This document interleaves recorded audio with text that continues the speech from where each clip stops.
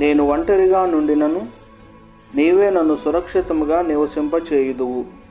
కీర్తనలు 4వ సంకీర్తన 8వ వచనము.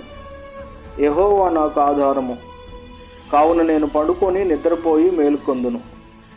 క్రీస్తు ప్రేమ నుండి మనలను ఎడబాపు వాడెవడు? శ్రమ అయినను, బాధ అయినను, హింస అయినను, కరువైనను, వస్త్రహీనత అయినను, ఉపద్రవమైనను, ఖడ్గమైనను మనలను ఎడబాపున. ఆయన మనలను ప్రేమించిన వాని ద్వారా మనము వీటన్నిటిలో అత్యధిక విజయము పొందుచున్నాము.